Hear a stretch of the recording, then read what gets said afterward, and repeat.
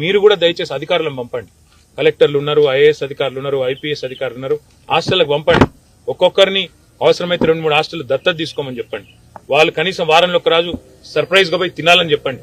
అట్లా చెప్పినట్టయితే ఏమైందంటే పిల్లల ఆహారం విషయంలో ఎవరైనా పిచ్చి పిచ్చి చేస్తుంటే వాళ్ళు కూడా ఒళ్ళు దగ్గర పెట్టుకొని ప్రవర్తించే అవకాశం ఉంటుంది. దయచేసి మళ్ళొక్కసారి రిక్వెస్ట్ చేస్తా ఉన్నా, మీరు ప్రతి పాఠశాల ఆవరణ ఈజీఎస్ నిధులతో చేస్తారా, దేనితో చేస్తారా మీ ఇష్టం. మొదల ఆవరణలన్నీ సాఫ్ చేయించండి.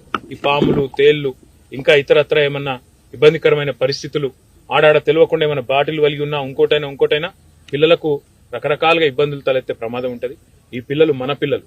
ఈ ప్రభుత్వ హాస్టళ్లలో చదువుతున్న 6.5 లక్షల మంది బిడ్డలకు ప్రభుత్వమే తల్లి తండ్రిగా ఉండాలి. ఖచ్చితంగా ప్రభుత్వమే బాధ్యత తీసుకోవాలి. మిమ్మల్ని నమ్మి మీ దగ్గర పిల్లల్ని పెడితే ఈ కడుపు శోకం మిగిల్చే పరిస్థితి అవుతున్నదో ఈ పరిస్థితి వెంటనే పోవాలని చెప్పి నేను రాష్ట్ర ప్రభుత్వాన్ని, చీఫ్ సెక్రటరీ గారిని, రాష్ట్ర ముఖ్యమంత్రి గారిని కోరుతూ